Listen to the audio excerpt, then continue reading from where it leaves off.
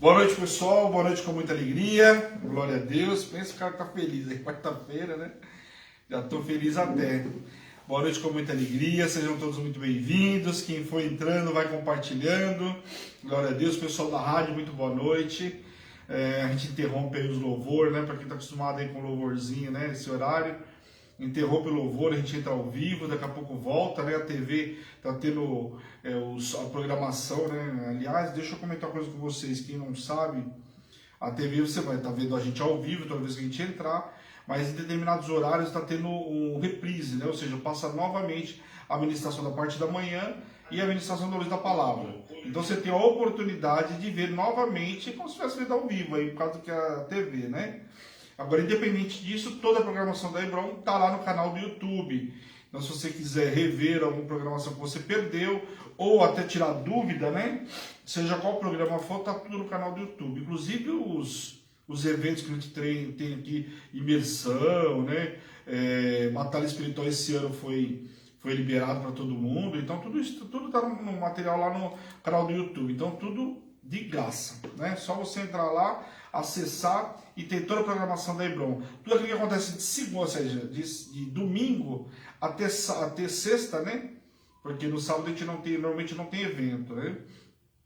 Tudo está no canal do YouTube, então vale muito a pena aí. Quem não conhece ainda, entra lá no www.hebron, não é o site, né? www.hebron, Igreja Hebron, Hebron Igreja Apostólica Internacional. Se for o canal do YouTube, não tem www não. É só Hebron Igreja Apostólica Internacional. Quem tem iPhone, aí tem que entrar no www para entrar no canal de TV, porque nós não temos o aplicativo. Sistema Android, você tem um aplicativo aí, tá bom, pessoal? Glória a Deus. Vamos compartilhando em nome de Jesus para que todo mundo possa entrar. Hoje eu vou voltar um pouquinho no capítulo 5, como eu comentei com vocês. Abram já a Bíblia de vocês, capítulo 5 de Daniel. Nós vamos voltar um pouquinho, vou explicar alguns pontos só e a gente vai para o capítulo 6. Queria lembrar a todos que hoje começou o propósito, né, da família, extraordinário, né, 3 dias, e nesse mês, eu estava até comentando no áudio que eu gravei agora às 18, falando uma coisa importante, que esse mês de agosto está tudo diferente, né? Tudo bem diferente, você vê, propósito da família junto, né, no meio do propósito de 12 dias, né, de reconstrução, então algo extraordinário. Então acho que vai ser um plus aí para todo mundo. Então eu particularmente estou muito feliz com o propósito, né, estando junto com a reconstrução. Fala de reconstrução da família, né, então algo extraordinário. Então quem não entrou ainda dá tempo, são 3 horários no dia, 6 da manhã, ao meio-dia e às 18 horas. Então hoje é o primeiro dia, se você entrar agora você vai ouvir os 3 áudios, amanhã você já pega certinho. Só que esse propósito, pessoal, ele tem um horário específico, né? Então, logicamente, quando a pessoa não conseguir, amém, né? Não tem jeito, mas o que é o certo? 6 horas da manhã, 15 para 6, entra lá, o apóstolo já colocou 3 louvores lá e depois ele vai gravar. Você vai ouvindo o louvor até ele colocar no ar aí o áudio. Aí você ouve, o áudio vai trabalhar normal. Meio-dia a mesma coisa. Meio-dia a nossa apóstola está gravando o áudio aí. Coloca o áudio para vocês, louvores, a mesma coisa, depois entra o áudio. E às 18 horas comigo, encerramento do dia. Ok? Então, hoje, amanhã e sexta. O que eu falei? Eu fiz um convite hoje para quem estava lá, né, participou, para não sair do grupo. Por quê? Nós estamos no propósito de 12 dias. Eu perdi, entrei, já passou 2 dias, não tem problema. Hoje é o 3º dia. Entra hoje e vai até o final com a gente. São 12 dias, vai acabar sexta-feira que vem. Então não fique de fora. Se é sexta-feira agora, né? Na próxima, na outra, né? Semana que vem. Então serão 12 dias aí, vai acabar justamente na imersão. Então eu aguardo vocês participando com a gente desse propósito de 12 dias de reconstrução. Legal, pessoal? Então, bom, todo mundo já conectou aí, abriu a Bíblia no capítulo 5 de Daniel. Vamos lá, eu vou dar uma explicada. Nós já vimos o capítulo 5 de Daniel na segunda-feira. Eu vou voltar por quê? Porque tem um assunto aqui que pode gerar dúvida. Então eu vou voltar um pouquinho e explicar e nós seguimos o capítulo 6. Uma coisa que é importante, pessoal, a Hebron, o Senhor nos deu a direção de fazermos a luz da palavra numa ordem cronológica, tá? Então se você pegar tudo que nós viemos até agora, nós estamos indo numa ordem cronológica. Você vê que no livro de 2 Reis, por exemplo, nós fomos para um livro, voltamos, fomos para outro, voltamos, lia 3, 4 versículos, ia para um outro livro. Isso aconteceu muito. Em Esdras, por exemplo, vai ser a mesma coisa. Nós vamos até o capítulo 4, Depois você vai ver lá na própria Bíblia está escrito que aí o profeta Ageu, né, o profeta Zacarias, então nós vamos ver os dois profetas, voltamos para o capítulo 5 de Esdras. Então isso é normal. Só que nós estamos usando toda a Bíblia na ordem cronológica. Agora, o livro de Daniel, Daniel não escreveu ele cronologicamente. Então, para que não gere dúvida, eu estou voltando hoje para explicar esse assunto de hoje, porque quando a gente está no próximo capítulo, depois 7, vamos entrar 6 hoje, 7, nós vamos ver que começa a falar de um cara, mas esse cara não morreu? Não, não é que ele não morreu. É porque ele não escreveu na ordem cronológica, ele estava preocupado com os acontecimentos. Aí você vai ver que cada um, né, se você pegar, por exemplo, pega os 4 evangelhos lá, Mateus, João, Lucas, né, e Marcos, você vai ver que são tudo aquilo que viu as experiências dele, né, a experiência de Cristo, relatadas por cada um deles. Então você vai ver que um é mais detalhista, outro não. Então Daniel, a preocupação de Daniel não era na cronologia, né, a preocupação dele era nos acontecimentos, explicar realmente o que aconteceu. Então aqui nós vamos ver uma diferencinha aí nesse capítulo agora 5 e 6, ok? Então isso é bom ficar claro para você que está estudando, que está na luz da palavra, para não ter dúvida. Todo o livro é uma cronológica. Aqui porque está falando só de Daniel, ok? O livro de Daniel falando sobre os acontecimentos na Babilônia. Amém, pessoal? Bora lá? Então vamos lá. Voltar no capítulo 5. Capítulo 5 que a gente viu na segunda-feira. Aqui começa a falar do rei Beltesazar, né? Então morreu o antigo rei, que era o rei Nabucodonosor, assume Beltesazar. Só que aqui tem um detalhe, quando você começa a ler o capítulo 5, você vai ver aqui, fala de Beltesazar, depois fala do pai dele, e esse é um rei que manda pegar os utensílios da casa do Senhor. Lembra? Dá um grande banquete, eu não vou ler tudo, mas eu vou explicar os detalhes, tá? Então ele faz um grande banquete lá, e o que acontece? Ele usa os utensílios da casa do Senhor, e começa a escrever na parede, lá uma mão começa a escrever na parede. O cara fica desesperado, treme mesmo, fala a palavra que ele fica realmente desesperado, com muito temor, e aí não sabe o que fazer. Aí ele vai lá e a rainha, né, aí entra um detalhe, a rainha é possivelmente mãe dele, só que o que acontece? Ela não seria mãe de Nabucodonosor, porque ele fala assim, ó, na época ele chama todos os magos, ninguém consegue explicar o que estava acontecendo. E aí ela falou, ó, tinha na época de seu pai, né? Só que aqui, quando ela fala na época do seu pai, não que necessariamente o pai dele fosse Nabucodonosor, era Nabonido. Se você pegar em outras traduções mais antigas e estudos, você vê que existia um rei chamado Nabonido. Ele saiu, foi fazer uma missão na Arábia, e aí esse rei que ficou, o filho como corregente. Aí você fala, bispo, mas por que fala o pai dele Nabucodonosor? Que é isso que eu quero explicar para vocês hoje, para a gente poder ir para o capítulo 6. Pessoal, se a gente pegar lá 1 Reis, 2 Reis, comumente você vê escrito lá, o povo semita tinha essa prática também. Você vê lá falando assim, olha, e foi um rei, Acás foi um rei muito bom, tarará, tarará, igual o seu pai, tarará. Só que você vai ver, o pai dele fala, seu pai Davi. Muitos reis lá, tá lá, seu pai Davi. Davi não foi pai dele. Ah, foi avô, bisavô, tataravô. Então fala por quê? Que foi o primogênito lá, o pai que era referência, cara, Davi. Então, tá, se pega Salomão, beleza, Salomão fez o que era mal perante o Senhor, né? Não andou nos caminhos do seu pai, você saberia que era Davi. Só que depois você vai indo para frente, você vai ver que são filhos dos filhos, vem da linhagem de Davi, mas fala sempre seu pai. Tanto que você pega o reino de Israel, muitas vezes fala seu pai como efraimita, porque Jeroboão era da tribo de Efraim. Então, como ele deu sequência a um reinado, que é o reinado de Israel, então você vê muito falar sobre isso. Ah, como seu pai, né? Então, falando o quê? Porque foi Jeroboão que começou o reinado de Israel, quando separou as tribos, Judá e Israel. Tá claro? Então, comumente você vê isso tudo. Então, o que justificaria essa passagem aqui? Outro detalhe importante no capítulo 5 é que você vê que depois que Daniel, porque ela fala assim, olha, tinha na época do seu pai lá um homem chamado Daniel que sabia tudo. Aqui Daniel já estava de avançada idade. Você vai ver que no versículo 16, depois que ele revela tudo para o rei, você vai ver que no versículo 16, ele fala assim, ó, e o terceiro, você será o terceiro no meu reino, no finalzinho do versículo 16. Então ele dá uma concessão, lembra que Nabucodonosor tinha colocado Daniel, lá no capítulo 2, o Bambambam, o governador, chefe de todos os magos, era o segundo depois de quem? Nabucodonosor, certo? Só que aqui não. Aqui coloca ele como terceiro. Ou seja, Por quê? Porque existia o rei Nabonido, que estava fora, em exercício, e o filho dele corregente, que estava assumindo. Então ele era o segundo, ele podia dar um cargo que era o dele. Então ele dá ele como terceiro. Por isso fala aqui. Então os estudos levam a tudo isso. Lembrando para vocês, pessoal, que tudo que de estudo, não é, você vai lá na internet, não sei que eu tenho uma Bíblia de estudo, essa Bíblia não vai dar para vocês ver direitinho, mas até porque algumas coisas estão apagadas. É uma Bíblia de estudo, olha a grossura dela, só para vocês terem uma ideia. Ó. Aqui vem grego, e vem também em hebraico e grego, são aquela tradução. Então aqui você vê muitos estudos. E aqui, por exemplo, eu vou ler o estudo para vocês, ó. Ah, mas onde você tirou? Não, eu não tirei. São vários estudos e a minha Bíblia de estudo confirma aquilo que eu já vinha consultado, tá? Então vai lá, ó.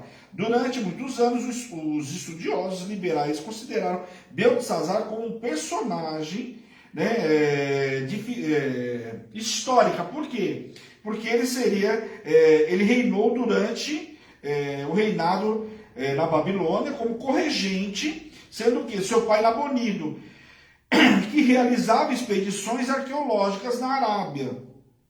E aqui tudo isso, pessoal, aqui fala, são escavações, eles pegam informações lá que dá base. Então aqui na minha Bíblia de Estudo vem todos os detalhes aqui, além das palavras traduzidas, tanto para o grego como para o grego como também para o hebraico. Então eu tenho as duas traduções aqui. E eu tenho uma outra Bíblia guardada lá, que é só o Pentateuco, escrito toda ela, é o contrário, né? Porque ela lá vem justamente na língua hebreia, né? Então ela vem escrita ao contrário, a página dela é ao contrário. Depois da próxima vez eu trago para vocês verem. Então tá aqui as justificativas e a explicação desse detalhe com relação a Beltesazar. Ok? Então o que acontece? Ele já tinha passado muitos anos, Nabucodonosor já tinha morrido. Esse camarada não conhecia Daniel, você vê que Daniel foi passando muito tempo entre outro rei, Daniel continuava lá, mas não era a mesma coisa.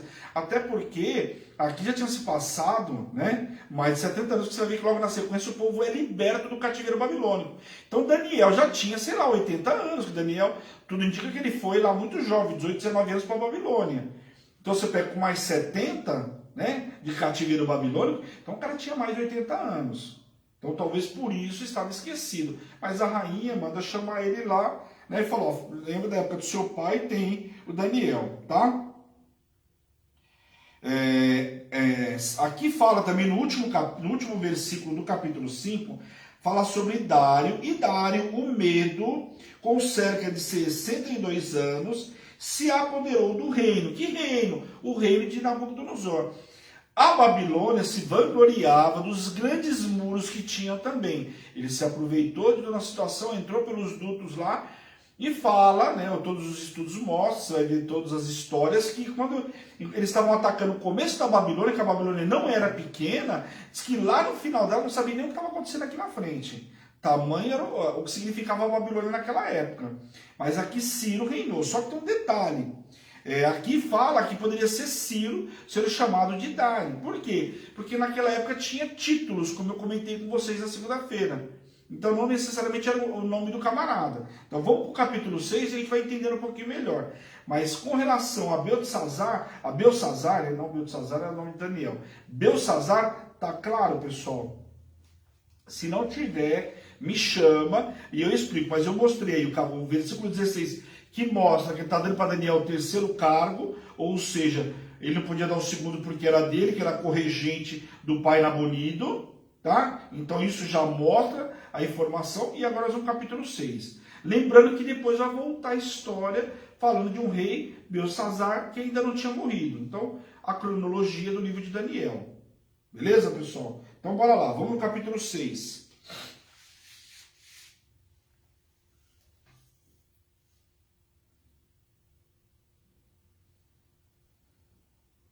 Capítulo 6, vamos lá. Vamos ler do versículo 1 ao 2.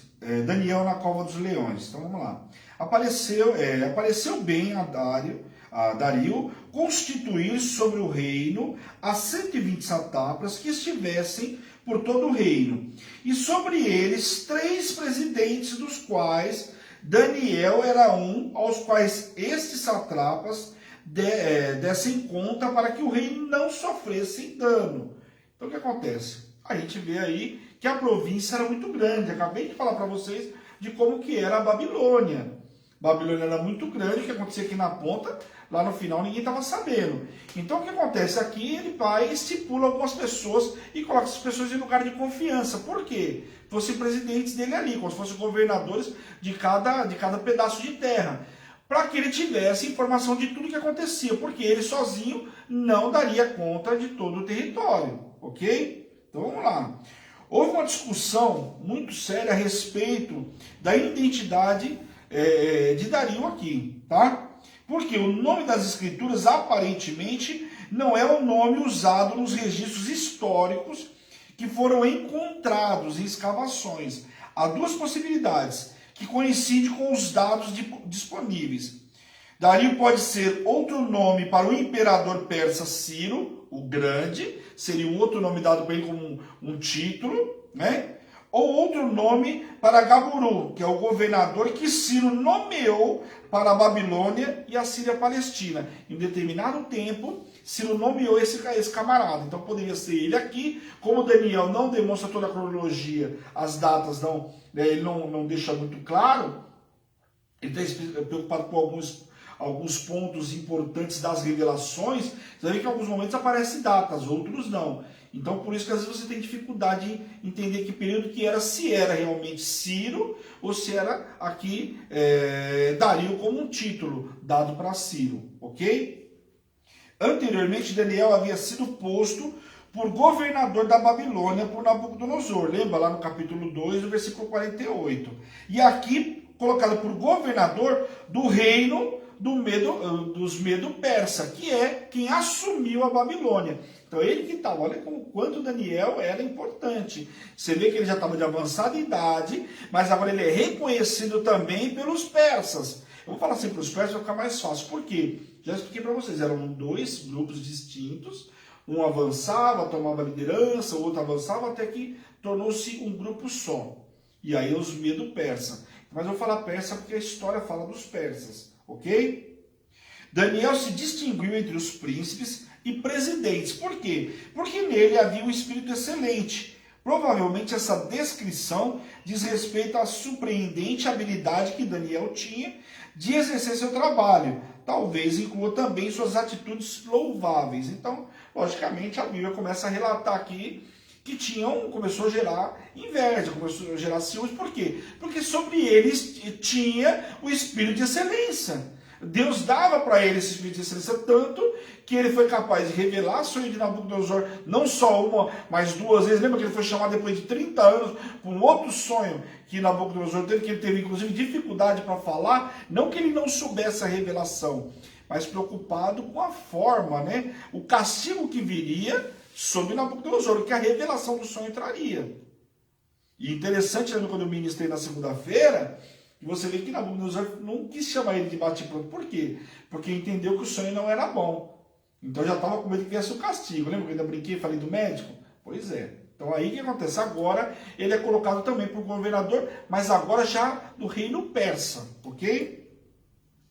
A posição de Daniel gerou inveja e os homens não achavam nada para condenar Daniel. Por quê? Porque o cara tinha uma vida reta, um homem íntegro, reto, fiel, não tinha nada que achasse para condenar o camarada. Então, quando não acha nada para condenar o camarada, tem que fazer o quê? Tem que mexer naquilo que vai ferir aquilo que ele faz dentro da lei dele, ou seja, da lei de Deus. Era o único jeito de mexer com Daniel, era burlar, inventar alguma coisa contra aquilo que ele fazia para a lei de Deus. É o único jeito. Não quer comer das finas iguarias, alguma coisa assim. Senão, realmente, Daniel era um homem íntegro diante de Deus e diante daquilo que ele representava dentro da Babilônia. Agora, no caso, com os persas. A solução que eles acharam era que deveriam procurar algo contra ele na lei do seu Deus. Então, vamos lá na lei de Deus e vamos tentar impedir ele de fazer alguma coisa que lá seja obrigado. Porque aí, pela fidelidade dele, ele vai fazer. E aí nós achamos algo contra ele.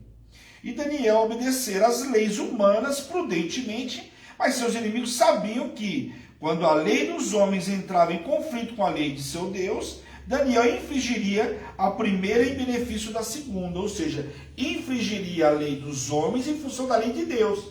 Então eles entenderam que Daniel só tinha esse jeito de infringir a lei. Então Daniel andava na lei dos homens também. Você vê como está claro? Ele também obedecia à lei dos homens. Só que a lei dos homens não era superior à lei de Deus.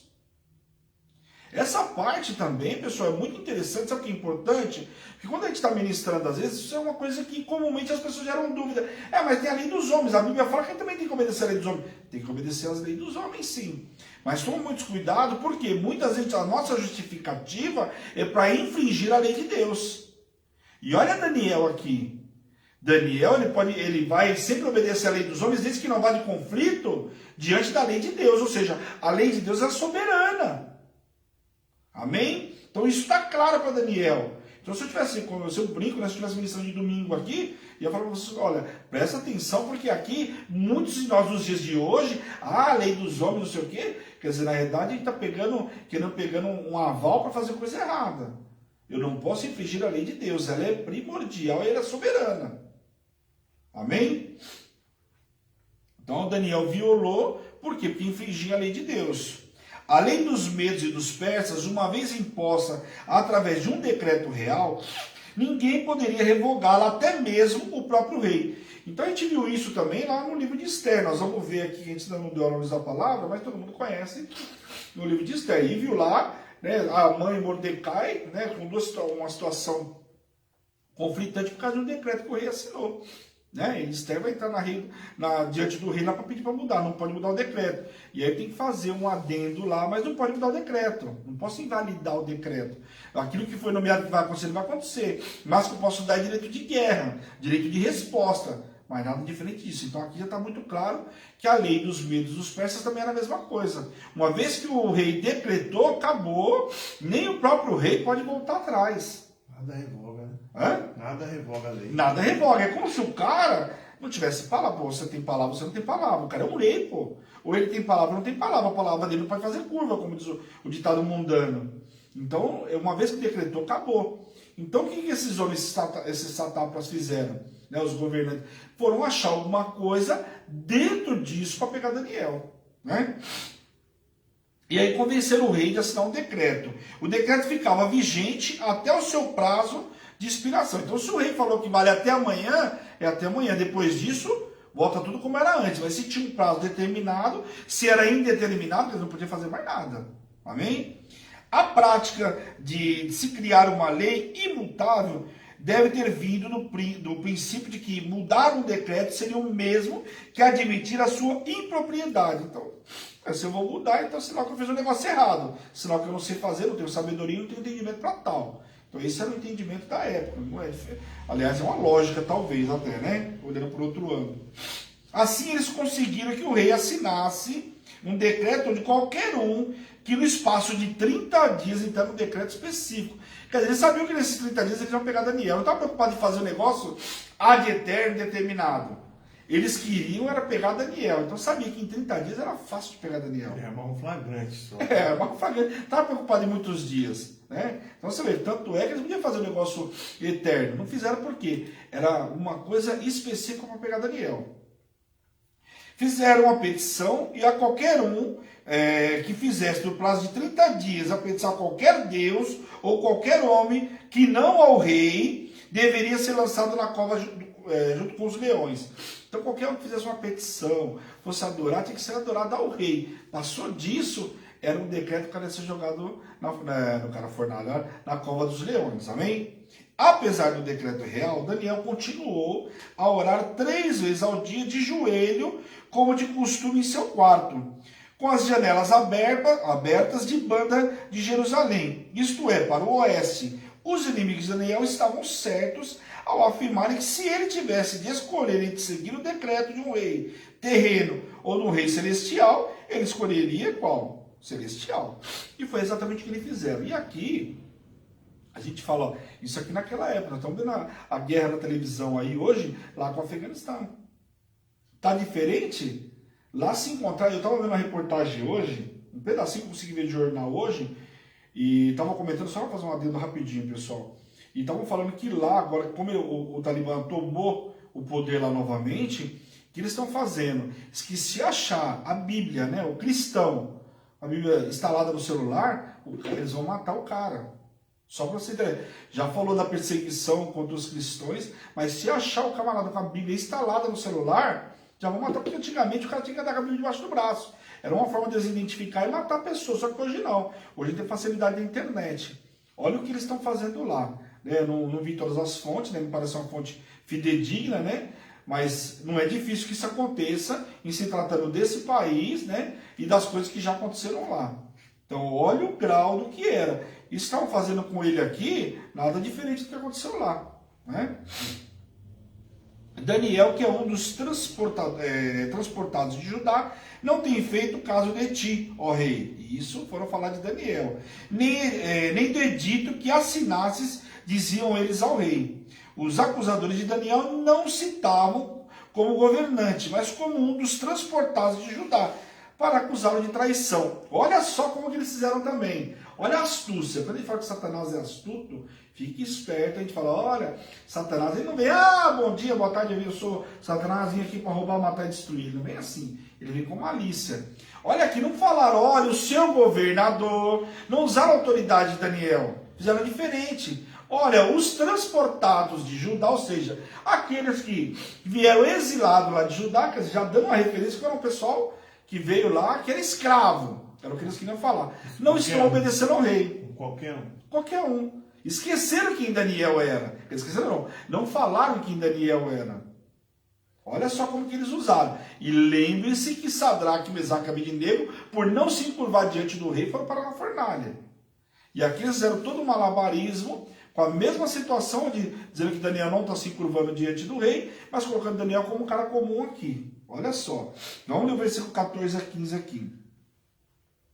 Tendo ouvido o rei essas coisas, ficou muito penalizado e determinou consigo mesmo livrar a Daniel. E até o pôr do sol se empenhou por salvá-lo. Então você vê que o rei aqui, quando viu que era Daniel, que Daniel que estava sendo transportado era o Daniel, aquele cara que ele colocou lá no cargo, poxa, eu coloco um cara no cargo, era ruim até para ele também, convenhamos. O cara colocou um cara, falou que o cara é um cara eficiente, colocou o cara no cargo de presidente. E ele quer matar o cara? Quer dizer, era difícil também para ele. E ele colocou Daniel lá porque se agradava de Daniel. Não foi por outro motivo. Não é porque Daniel tinha os olhos verdes, os olhos azuis. Não, pelo contrário, colocou lá porque Daniel era um homem que tinha um espírito de excelência. Então ele tentou ajudar Daniel de todo jeito. Mas a lei que ele mesmo assinou, que ludibriaram ele para assinar, não colocava ele nessa condição. E muitas das vezes a gente vê pessoas nessa situação como está o rei aqui. As pessoas são levadas, né? É o que eu falo, Satanás vem com astuta, coloca a pessoa num laço, aí você fala, mas aquele enviado de Satanás não é, meu. A pessoa, aconteceu o mesmo que aconteceu aqui. Você vê que ele não assinou de propósito, já que estava prejudicando Daniel. Isso acontece nos dias de hoje também, pessoal. Não esqueçam. Perante a lei dele, foi usado uma causa. Para ele nem lembrou de Daniel. Fizeram uma volta nele lá, e ele assinou um decreto. Esqueceu que Daniel adorava a Deus, que Daniel tinha que orar 3 vezes ao dia. Senão, com certeza, ele não teria assinado. O cara não estaria correndo aqui para tentar livrar Daniel. Você concorda? Não era segredo para ninguém o Deus que Daniel servia. Lógico que ele não ia correr. Não faria sentido ele correndo agora, né? Para livrar o cara. Era só ele não ter assinado o decreto. Então, o que a Bíblia já nos mostra? Que ele foi ludibriado a assinar o decreto. Quer dizer, ele não percebeu o decreto que estava assinando. Envolveram ele num laço. Essa é a realidade. Né? Então aqueles homens foram junto ao rei e lhes disseram, sabe, ó rei, que a lei dos medos e dos persas, que nenhum interdito ou decreto que o rei sancione se pode mudar. Então olha só o que eles foram jogar agora na cara do rei. Tanto a lei, não falaram só dos persas não, a lei dos medos e a lei dos persas, ou seja, você não tem para escapar ou de um ou de outro, a lei é a mesma. Acabou. Tanto que a gente viu o rei Assuero lá, né? Comendo 2 lá com a Esther lá para resolver o problema que Esther levou para ele. E ele era o quê? Era um rei persa. Olha, a mesma situação aqui, Dario teve que enfrentar. Botou o anel, já era. Foi lá e falou, você assinou, querido, agora você não pode voltar. A lei tem que se cumprir. Ele não é mais bonito ou melhor do que ninguém. Se ele descumpriu um decreto, né, do rei, acabou, ele tem que ser punido. Então olha só o que acontece aí. O rei não pôde escapar à lei que iria condenar o seu oficial favorito. Afinal, o edito não podia ser revogado. Então, como não podia ser revogado, não tinha jeito, quer dizer. O rei, então, selou a cova com o seu anel e com o anel dos seus grandes, para que se não mudasse a sentença acerca de Daniel, ou seja, para mostrar que ali selou, não podia se mudar a lei, independente de Daniel, seja quem for. Para garantir que a cova permanecesse fechada e que ninguém, nem o rei, nem os seus oficiais pudessem interferir na sentença acerca de Daniel. Desse modo, a tampa da cova não podia ser removida sem que os selos fossem quebrados. Então, o que aconteceu aqui? Ele também não deixou que ninguém interferisse, ninguém podia ir lá tirar Daniel de lá, porque você vê que ele vai mostrar aqui ao longo que ele está contando com algum milagre. Mas selou ali, não podiam arrancar a pedra de lá. Estava selado, qualquer um que invalidasse ali ia saber que alguém mexeu. Então não podia tirar de Daniel de lá. Daniel ia ser lançado lá e ele ia ficar lá por uma noite. Olha só. Então o rei manda selar, não permitiu que ninguém entrasse lá para fazer qualquer tipo de coisa. Senão o problema ia ficar pior para Daniel, né? O rei naquela noite passou em jejum. Olha só, um rei persa em jejum pela vida de quem? De Daniel. Em jejum e os músicos e ele permitiu na sua presença e na manhã seguinte foi até a cova para saber se Deus de Daniel o livrara da cova e assim gritou a Daniel. Daniel, Daniel, olha só, olha como que o cara é, ele creu que Deus poderia livrar Daniel, quer dizer, ele não era hebreu, ou seja, não era judeu, mas ele foi no dia seguinte, se você não acredita em Deus, você vai fazer lá para saber se o cara está vivo ou não. Então ele creu, por isso que ele selou lá e não deixou que ninguém interferisse. Vai que Deus faz um milagre e livra Daniel dessa cova. E no dia seguinte ele vai lá e grita Daniel. E aí Daniel, né? Já conheci o histórico, né? Então Daniel falou, ó rei, o rei vive para sempre. O que era comum naquela época. Você falava para o rei, ó rei, o rei vive para sempre. Era uma saudação que você dava para o rei. Autoridade máxima naquela época. Não tinha autoridade maior que o cara. Você lembra lá, na época já de José já não era assim? Somente no trono, e lá ainda deixou bem claro, somente no trono eu sou maior que você. Ninguém levanta pé nem abaixa pé aqui no Egito, se não for por ordem sua, José. Presta atenção. Então Daniel falou, chamou o rei vive para sempre. Apesar de ser o modo correto de saudar um rei, naquela época o cumprimento revelou-se um tanto irônico para o momento, tendo-se em vista o fato de Daniel ter sido vivificado por Deus. Aqui o próprio Dario confessa como Deus vivo. Ele fala no versículo 20, o Deus vivo salvou Daniel. Então, quer dizer, aqui, né, ele é obrigado, né, o próprio cara que condenou ele, mas, como eu disse para vocês, foi feito todo um malabarismo aí para condenar a Daniel.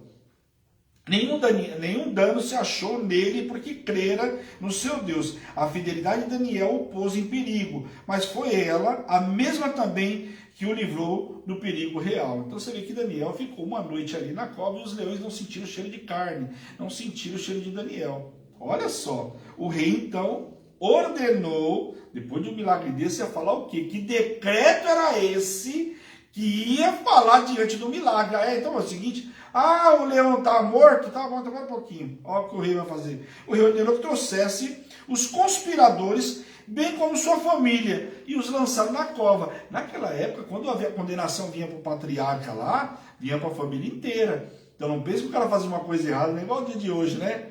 Fazia uma coisa errada, chama todos os remelentos lá, não tem essa não escapa ninguém. Ele aniquila a geração toda. Aniquila por quê? Para que não tivesse aquele negócio de vingança depois. Né? Você vai ver que isso acontece muito. Você vê que o Amã, você sabe que ele era gagita. Samuel matou o rei Gag, lembra? Que Saul não matou, ele foi lá e matou, e depois olha uma descendência lá atrás, indo lá fazer o quê? Acabar com os judeus. Que bloco ele tinha dos judeus? O pai, o rei tinha sido morto por um judeu. Tá entendendo? O porquê que naquela época se aniquilava uma família inteira? Você vai ver que quando Amã é morto, você vê que depois Esther vai relatando lá o livro de Esther, mata todos os filhos dele, para que não houvesse depois o quê? Ninguém que fosse lá vingar. Porque naquela época era comum, matou olho por olho, dente por dente, o cara volta para vingar. A lei de Deus tinha um detalhe, lembra? Tinha lugar de julgamento, coisa e tal, nós vimos lá atrás. Não vou voltar lá, senão a gente vai acabar. Mas enfim, a lei do povo lá era essa, matou, o cara volta lá e vai resolver esse problema. Então os persas, assim como os hebreus e outros semitas, consideravam a culpa uma responsabilidade coletiva, sobretudo o que tangia a família. Os exemplos de Corá, nós vimos lá em Números 16, lembra de Corá? Quando deu problema com Corá lá, o que aconteceu? Morreu só Corá? Não morreu só ele, morreu ele e a família dele. Achou que podia ser Deus, achou que podia ficar no lugar de Moisés, estão lembrados? Acã, lembra Acã também, quando roubou a capa da Babilônia lá? Se eu for para mexer nos despojos de Jericó, quando pagou, também não pagou só ele não, né? Pagou todo mundo. Então você vê que naquela época, quando pagava, o que foi para vocês? Era a família inteira. O rei então lança um novo decreto. Opa! Provavelmente o decreto original de 30 dias de Dario teria expirado, que ele não podia mexer no decreto, lembra? Ele podia fazer um outro. Mas ele tinha que esperar, no caso desse aqui, para mudar isso aqui, tinha que esperar aquele lá vencer. Então, quando expirou depois de 30 dias, ele fez um novo decreto. Agora sim. E nesse novo, todos deveriam tremer e temer ao Deus de Daniel. Agora sim. Esse novo decreto muda completamente a história. Todos vão ter que temer, tremer o Deus de Daniel. E aí você vai começando a entender um pouco da história, por que Ciro libertou o povo começa a voltar, está entendendo aí? O povo começa a voltar para Jerusalém, alguns não quiseram voltar, mas uma grande parte com Zorobabel, Esdras, depois a gente vai ver a história do povo voltando. Está começando a entender o porquê? Legal? Daniel prosperou sendo fiel a Deus, não deixando abalar a sua fé e mantendo a sua comunhão com o Senhor. Assim ele conseguiu vencer e se fortalecer no reinado de Dario e depois no reinado de Ciro, o persa. Mesmo com mudanças de domínio de povos extremamente beliscosos, né, que gostam de guerra, Daniel permaneceu ainda no governo. Então veja só, a Babilônia, Daniel no governo. Entra os persas, Daniel no governo. Então, mesmo em meio a tudo isso, você viu o que é uma fidelidade com Deus? Manter-se íntegro. Você mantenha a tua integridade no Senhor, fidelidade. Você pode ver ó, que saiu. Eu vou contar uma história rapidinho da minha vida profissional. O que eu aprendi ao longo do tempo? A gente tinha sempre um receio que era assim: entrou um gerente difícil, né? Eu queria tanto que esse gerente fosse transferido. Aí, né, uma vez, eu falei, meu gerente, esse gerente vai morrer aqui com a gente, aí eu tô perto desse cara, né? E aí fiz de tudo e consegui a transferência. Consegui a transferência, fui para uma agência muito maior, para uma posição melhor, inclusive, glória a Deus. Só que passou 3 meses que eu estava lá, o que aconteceu? Trocaram o cara que estava lá. Então o cara que era muito gente boa, que estava lá, que todo mundo adorava o cara, trocaram e botaram outro no lugar. Então o que acontece? Às vezes você sai daqui e vai para lá, chega para mudar a situação, inverte completamente. O cara que foi para lá não era o meu ex-chefe, mas era um outro tão difícil quanto aquele. Então que a gente vai aprendendo com as lições. Daniel, uma coisa, se ele manter essa integridade dele agora, logicamente meu testemunho é outro, como servo de Deus, a gente sabe que não estou preocupado se o chefe é A, se é B, eu tenho que manter minha fidelidade com Deus. Se eu mantiver a minha fidelidade com Deus, o resto Deus cuida. Você pode ver que um cara que era de guerra, que era os babilônicos, o que aconteceu? Deus botou Daniel onde colocou. Entre os persas, que também não era aquela formosura, colocou Daniel no lugar. Então, esse é o posicionamento de servo de Deus. Está um exemplo claro aqui com Daniel. Senhor preservando ele de tudo quanto é jeito, seja com um povo ou com outro, né? Amém? Bora lá, vamos no capítulo 7. Então tá claro aí, pessoal, ficou capítulo 5 e 6 aí, são um pouco mais aí, né? Agora vamos no capítulo 7. Olha que interessante o capítulo 7. Vamos lá, deixa eu tomar uma aguinha aqui. Agora eu já falei muito, né? Já nós vamos começar a entrar nas revelações em segunda-feira. A gente entra nas revelações capazes que até quarta-feira a gente termina o livro de Daniel. Mas aqui, os sonhos sobre os 4 animais. Nesse trecho do livro de Daniel, encontra-se uma série de visões que ensinam a mesma verdade explícita nas sequências dos 6 primeiros capítulos. Capítulo 1 ao 6, Deus é descrito como quem controla o presente. Já nos capítulos 7 ao 12, ele é visto como aquele que controla também o futuro. Por quê, pessoal? Porque aqui ele está falando do presente. Ali ele tratou com Nabucodonosor, tratou com Belsazar, tratou com Dario, com toda aquela manipulação que fizeram contra Daniel. Cuidou de tudo isso. Cuidou de Sadraque, Mesaque e Abednego. Mas do capítulo 7 para frente, você vai ver até o 12, você vai ver que ele começa a falar sobre o futuro. Porque Daniel tem revelações de coisas que, inclusive, está lá no livro de Apocalipse. E que se você perguntar para qualquer estudioso, ele vai te falar que você não consegue entender o livro de Apocalipse se você não entender o livro de Daniel. Você tem que ter o conhecimento do livro de Daniel, porque ele vai completar aquilo que está no livro de Apocalipse. Então, quando a gente chegar lá, ele é base. Quando a gente chegar lá, vai ver. Por isso que eu falo que o livro de Daniel, o Deus deu revelações para o apóstolo João, Deus deu revelações para ele maravilhosas. Mas Daniel também teve revelações, gente, olha aqui, no Velho Testamento. Né? Nós estamos falando de apóstolo, aqui nós estamos falando que teve revelações de coisas que não aconteceram ainda. Porque ele vai falar de reinado da Grécia, de Roma, Babilônia, de Pérsia, dá toda essa informação, ele dá de revelação. Mas ele fala de povos que Daniel nem ia estar vivo para ver e nem nós hoje. Possivelmente vai ter coisa que talvez a gente não veja. Talvez nossos filhos, netos ou bisnetos, sabe quando vai ser a segunda volta de Cristo. Então presta atenção aí. Aqui, Daniel vê 4 bestas em sua visão. A visão se assemelha muito ao sonho registrado no capítulo 2, no qual Daniel tem a visão de 4 impérios que sucedem no governo, no mundo em que o povo de Deus vivia, ou seja, vive. Lembra que lá quando ele começa a falar do sonho de Nabucodonosor, agora já diferente, agora já é o sonho, aqui a visão que Daniel tem da parte do Senhor. Então, o sonho sobre os 4 animais. Vamos ler o versículo 1 ao 2 aí. Agora nós vamos entrar no capítulo 7. Só a introdução para que você possa entender o capítulo 7. No primeiro ano de Beltesazar, tá vendo? Beltesazar, tá vendo como volta aqui? Só que aqui já dá uma informação. No primeiro ano do reinado de Beltesazar, como corregente. Mas aqui já no primeiro ano dele. A gente deixa perdido. Então, por isso que eu falo para você que a cronologia aqui no livro de Daniel, ela não acontece. Então, eu estou explicando detalhe por detalhe, porque nós estamos vendo tudo em ordem cronológica, mas o livro de Daniel tem esse detalhe aqui. Por isso que eu estou explicando para vocês. E parei e voltei no capítulo 5.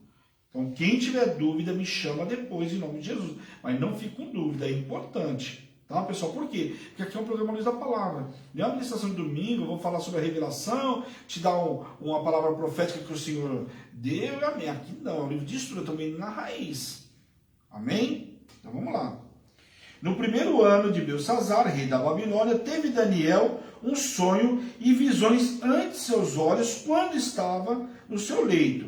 E escreveu logo o sonho e relatou a suma de todas as coisas. E falou Daniel e disse: eu estava olhando durante a minha visão da noite, e eis que os 4 ventos dos céus agitavam o mar grande. O que é o mar grande? O mar Mediterrâneo, tá? Só para vocês entenderem aí.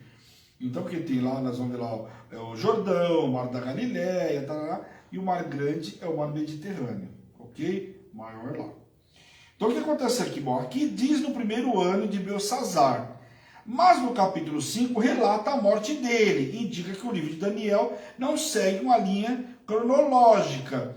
Não se pode precisar o primeiro ano de Beltesazar, mas como Nabonido parece haver passado pelo menos 10 anos na Arábia, Beltesazar parece ter reinado para Nabonido na Babilônia durante esse tempo. Então, muito possivelmente, aqui no primeiro ano do reinado dele, deste período de 10 anos de Nabonido. Pode ser que Nabonido assumiu, ficou 1 ano, a Bíblia não relata, não teve acontecimento nenhum, né, com Nabonido que fosse escrito por Daniel. Ele foi lá para a Arábia, depois de 2 anos de reinado, de 3, e aí no primeiro ano, onde o filho como corregente assume, acontece essa situação com Daniel. Ok? Vamos lá. Esse período coincide com o início do Império Medo-Persa, ou seja, logo na sequência, lembra que logo entra Dario aí, a ocasião que deve ter estimulado a visão de Daniel. Então, a visão de Daniel começa a falar sobre os reinados futuros. Então, você vê que logo na sequência, no capítulo 5, Beltesazar morre e assume quem? Dario. Então, essas revelações de Daniel aqui, esse sonho que Daniel teve, muito possivelmente já era ali em meados de cair por terra o domínio da Babilônia. Consegue entender isso aí? Por quê? Porque você vê que logo na sequência o sonho faz sentido com o que vai acontecer com a Babilônia e o domínio persa. Vamos lá. 4 ventos devem se referir aos ventos por todos os lados que cobririam toda a terra. Provavelmente, no Mar Grande é uma referência ao Mar Mediterrâneo, aqui usado figurativamente, representando as nações do mundo. E aqui quando fala que viria dos quatro cantos, você vê que lá, quando a gente começou a falar da Babilônia, falava que viria do norte, coisa e tal, um vento de lá. Quem que significava? Nós vimos o livro de Isaías, vimos Jeremias falando, quem que era? Era a Babilônia vindo. E agora estamos a Babilônia recebendo a visão de que vai chegar outro. Quem que é? Porque aqui é Belsazar. Vai chegar quem? A Pérsia. Né? Os animais grandes representavam reis ou reinos. Então vamos lá. O primeiro era como um leão. Quem que era? Tinha asas de águia, conhecido respectivamente como o rei dos animais e a maior das aves. Esses animais serviriam para designar metaforicamente Nabucodonosor e o Império Babilônico, como a gente viu lá em Jeremias capítulo 49. Amém? Por séculos, aqui porque fala que o leão tinha asa, mas não vamos falar que eu estou delirando, não. Está escrito aqui, tá, pessoal? Só estou dando a referência de cada um deles aqui. Nos séculos, aí, logicamente, um cara que era o rei, leão, rei, com asa, com sabedoria. Aí eu vou explicando para vocês aqui o porquê de cada sonho. Vai ver que os sonhos, lembra das rodas lá com Zacarias? Né, com Ezequiel? Então você vai ver que alguns sonhos não são fáceis de entender, né? Por séculos acredita-se que essa besta possa representar a Babilônia. Acredita-se também que as visões, tanto do capítulo 2 como do capítulo 7, falam dos mesmos 4 reinos. Foram arrancadas as asas, que é uma referência à humilhação pela qual passou Nabucodonosor. Nós vimos lá no capítulo, né, nos capítulos anteriores aí. Amém? Quando ele morou com os animais, lembra? Que ele morou o tempo dos animais lá, porque ele não obedeceu, passou 12 meses, linda, maravilhoso, nada aconteceu, e pá! Essa foi a primeira, né? Essa foi a primeira. Foi a primeira, exatamente, a primeira aí. O segundo animal era semelhante ao urso. Se o leão e as asas de águia representavam a Babilônia, o urso, de acordo com o primeiro sonho de Nabucodonosor, representava o império que sucedeu à Babilônia, ou seja, o medo persa, que está lá no capítulo 2, no versículo 38, quando começa a falar a revelação do primeiro sonho de Nabucodonosor. Levantou-se de um lado, sugere que os persas eram maiores em número e poderio do que os medos. As 3 costelas representavam os 3 reinos que os medos persas devorariam: a Babilônia, a Lídia e o Egito. Lembrando que eu falei para vocês, por isso que é importante a ordem cronológica. Lembra que eu falei para não, que eu não revelo, que revelou foi o Senhor, né? O Senhor falou lá no livro de Ezequiel, falando o quê? Sobre o reino do Egito, que eles fizeram o que fizeram com o povo de Deus, e eles ficaram por 40 anos isolados. A Babilônia desceu lá e fez o que fez. Então tá vendo aqui, ó, as 3 costelas representavam os 3 reinos que os medos persas devorariam: Babilônia, a Lídia e o Egito. Amém? Os persas eram maiores em número do que o poderio dos medos. Então você vê que a Pérsia dominou. A segunda besta do sonho de Daniel representava o Império Medo-Persa. O terceiro animal é o leopardo, que representa quem? A Grécia.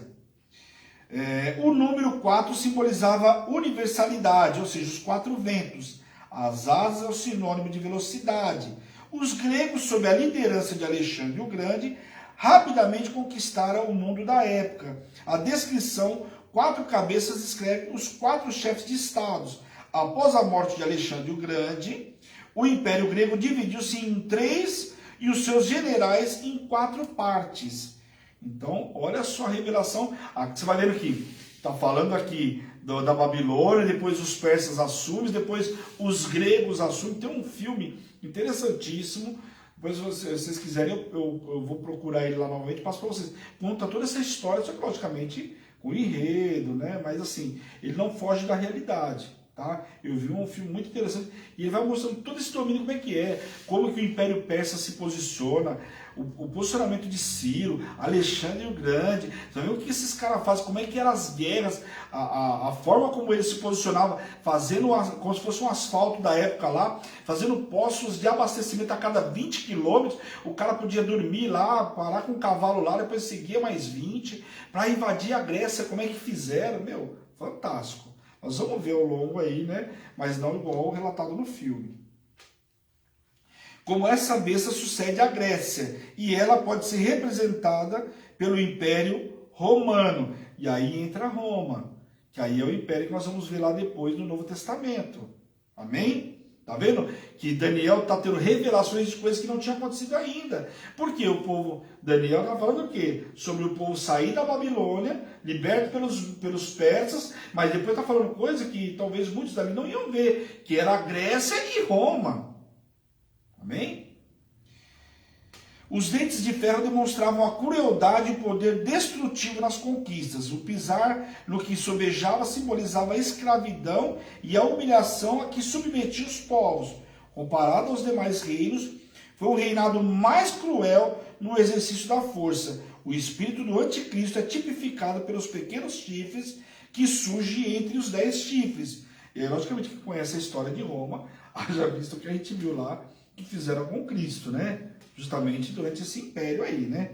Vamos ler o versículo do 9 e 10 aí. Continuei olhando até que foram postos uns tronos, e o ancião de dias se assentou, e a sua veste era branca como a neve, e os cabelos da cabeça como uma pura lã. O seu trono era em chamas de fogo, e as suas rodas eram fogo ardente. Um rio de fogo manava e saía de diante dele. Milhares e milhares o serviam, e miríades estavam diante dele. Assentou-se no tribunal e se abriram os livros. Lembra lá que o Apocalipse fala desses livros? Tem um louvor aí que mostra, né?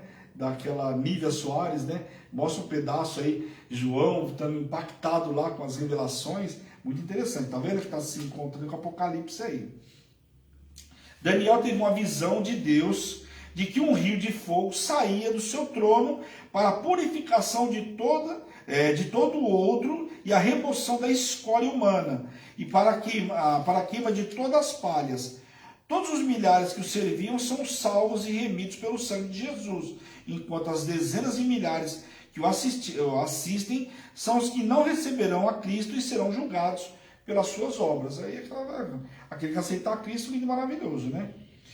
Cristo abrirá o livro das obras e o livro da vida. Quem não estiver no livro da vida será rejeitado para sempre e não entrará no seu reino.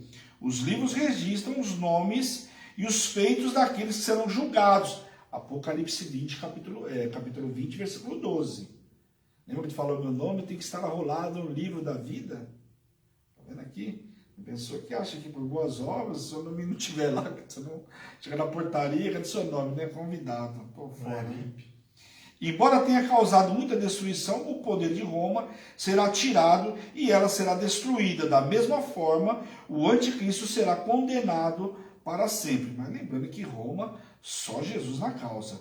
Os outros animais são as 3 bestas descritas no versículo 5 a 6. Babilônia, Medo-Persa e Grécia. Foi-lhes tirado o domínio, apesar dessas nações já terem passado, o domínio exercido por elas foi herdado pelos seus sucessores, prolongação de vida e até certo espaço de tempo. É uma expressão que designa um período de tempo indefinido.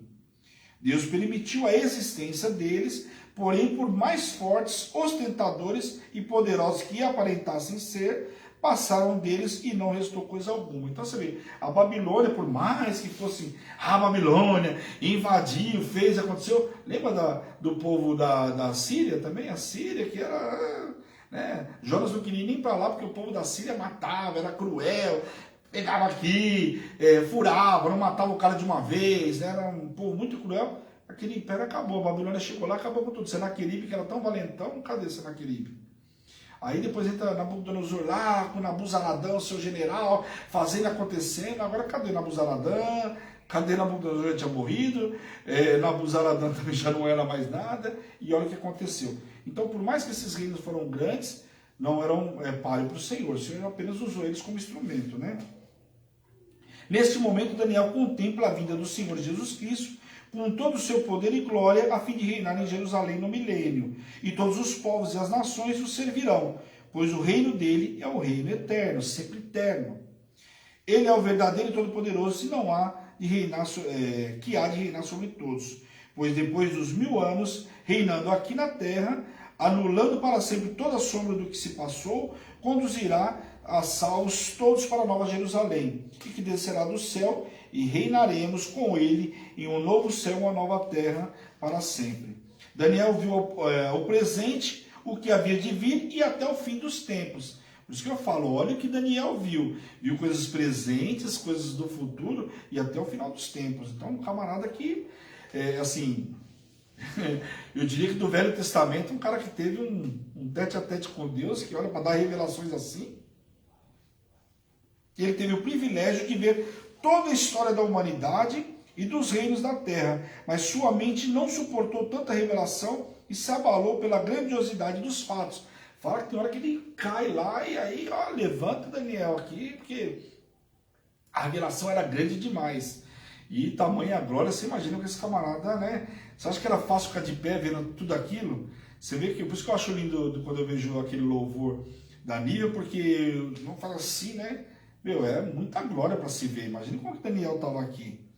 Deus comparou os reinos e reis a animais, pela brutalidade e irracionalidade de não governarem para Deus e não se submeterem a Ele, mas julgarem como tinham poder.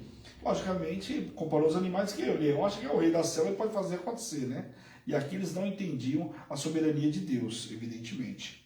Esses grandes animais, que são quatro reis que se levantaram da terra. Esses reis representam os reinos, como a gente viu lá em Daniel, vamos ver em Daniel no capítulo 8. Logo, cada animal representa tanto o rei como um reino. Os grandes imperadores tiveram ousadia de intitularem-se deuses e buscarem veneração. Porém, o Senhor afirma que aquele que deixarem Cristo reinar e o dominar sobre si, reinarão por toda a eternidade ao seu lado, ao lado do Pai. Daniel assustou-se com o poder do Império Romano, bem como a tipologia do poder do Anticristo, já que ambos, em sua essência, executaram e executarão as mesmas sentenças sobre os verdadeiros cristãos. E aí você pega a perseguição. Lembra de Paulo? Paulo respirava a morte. Paulo perseguia os cristãos. Então tudo que Daniel está vendo na revelação era duro para ele, é aquilo que Cristo passou, aquilo que muitos passaram nas mãos de Paulo. E depois Paulo passando junto com os que eram perseguidos, né, com os demais, né? O anticristo, sim, surgirá contra os que se santificarem e permanecerem fiéis a Cristo, e procurará fazê-los renunciar à fé por meio de tortura. Então aqui vai lá no livro de Apocalipse, né? Aquilo que o tempo onde Satanás vai torturar para que todo mundo negue a Cristo. Não conseguindo, os matará até o momento em que Cristo se levantará para tirar o reino das mãos dele e fazer justiça aos seus filhos que foram martirizados, dando-lhes o reino para sempre. Estamos terminando, pessoal. O Império Romano, uma vez desfeito, deu origem a 10 reinos. Interessante notar que por 1500 anos, o total de tribos e nações que têm coexistido naquele território ficou sempre em 10 poderes básicos. Parece que essa continuação da civilização romana vai entre o primeiro julgamento e a vinda de Cristo e o segundo julgamento que se queria na vinda final de Cristo ao fim do mundo. Vamos ler o versículo 25 e 27 aí, para a gente fechar aí. Proferirá palavras contra o anticristo, magoará os santos dos Altíssimos e cuidará em mudar os tempos e a lei. E os santos lhes serão entregues nas mãos, por um tempo, por 2 tempos e metade de um tempo. Mas depois se assentará ao tribunal para que lhe tirar o domínio, para o destruir e o consumir até o fim. O reino e o domínio e a majestade dos reinos, debaixo de todo o céu, será dados ao povo dos santos do Altíssimo, e o seu reino será um reino eterno, e todos os domínios o servirão e lhes obedecerão. Aleluia. No meio dos reinos surge um poder em Roma, que se entregará à perseguição dos fiéis, usurpará o poder civil de 3 dos reinos. Século da história já nos ensinam quantas perseguições se processaram na cidade de Roma. Um tempo, 2 tempos, metade de um tempo pode ser designado a um não, não a 1, mas a 2, ou metade de um tempo. Metade de um ano, que se totaliza 3 anos e meio. Então, esse é o tempo, 2 tempos, metade de um tempo seriam, então, 3 anos e meio. Sugere-se também que a expressão não indica um número específico de anos, mas um período de tempo em que Deus, em sua misericórdia, abreviaria. O Senhor Jesus vencerá com poder e dominará e condenará para sempre o anticristo e a besta no fogo de enxofre. Deus restituirá toda a sua glória perdida dos filhos de Deus, e esse reinará em poder sobre a terra e terá um domínio sobre as coisas, conforme Deus desejava do início de tudo. Finalizando, Daniel recebeu todas as revelações do presente e do futuro, até os últimos dias da terra, e espantou-se vendo a grandiosidade e o poder da onisciência de Deus, que tudo lhe mostrou com detalhes acerca de séculos à frente, até a nossa geração, e até depois do milênio, durante o julgamento e abertura dos livros. Então, como eu disse para vocês, aí o Senhor trazendo revelações para Daniel, até de coisas que nem nós vimos até os dias de hoje, e talvez a gente nem veja tamanhas revelações que Deus trouxe aí para Daniel. Amém, pessoal? Glória a Deus. Bom, terminei no horário aí, né? Passei 2 minutinhos só. Hoje o programa, eu sei que não é que é puxado, mas tinha muita informação. Você viu, nós andamos 2 capítulos só, mas tinha muita informação. Você viu, começou falando de Belsazar, daqui a pouco começa a passar de revelação. Por quê? Ali era só para mostrar que foi o tempo que deu a revelação para Daniel. Quando Daniel sonhou, estava nos últimos dias ali de Belsazar, logo depois os persas dominaram. Você vê que os sonhos dele revelam justamente isso, a queda da Babilônia e os reinos que viriam a seguir. Ok, pessoal? Então, glória a Deus. Aí, quem tiver dúvida, pode me chamar depois aí. Ficou qualquer dúvida também, pode voltar um pouquinho aí. Amanhã cedo já está o programa registrado. Está cansado? Vê amanhã com calma aí, vai estar registrado no canal do YouTube, ou pode voltar no Face aí, você vê desde o comecinho, tá bom? Se perdeu o começo, volta, porque é importante hoje. Dei muita informação no começo. Tem dia que eu vou trazendo bastante informação que não está escrito. Hoje você vê que eu li bastante, muita coisa não estava escrito aqui, mas são estudos, né? E eu vou ministrar para que você possa entender. Tá bom, pessoal? Glória a Deus. Bora orar então em nome de Jesus. Feche seus olhos por um instante. Senhor, meu Deus, meu Pai, nós queremos te louvar, Deus, te glorificar por essa noite extraordinária, por tudo que foi ministrado, por quanto nós avançamos em conhecimento, em entendimento, Senhor. Quero te pedir, Senhor, em nome de Jesus, Pai, invade cada casa, Pai, aqueles que viram agora ao vivo, aqueles que vão ver na retransmissão, que o Senhor toque, cure, liberte, restaure e avive o teu povo, Senhor, em nome de Jesus. Abra o entendimento, Pai, para aqueles que ainda vão ver, Pai, e que isso possa chegar aos 4 cantos dessa terra, e que a partir de hoje, ninguém mais, Pai, apanhe ou pereça por falta de conhecimento, Deus, em nome de Jesus. Eu, como servo ministro do Senhor, envio os teus servos para uma noite extraordinária, debaixo de poder, unção e autoridade do nome de Jesus Cristo. Amém. Amém, queridos? Que Deus abençoe vocês. Obrigado pela presença, pela companhia. Esta é a Hebron, Igreja Apostólica Internacional, a minha terra prometida, a sua terra prometida, a igreja que te ama e te faz feliz todos os dias. Um grande beijo. Em aliança com Deus, né? Amanhã cedo estamos juntos. Não esquece de propósito, hein, pessoal? Grande beijo. Tchau, tchau.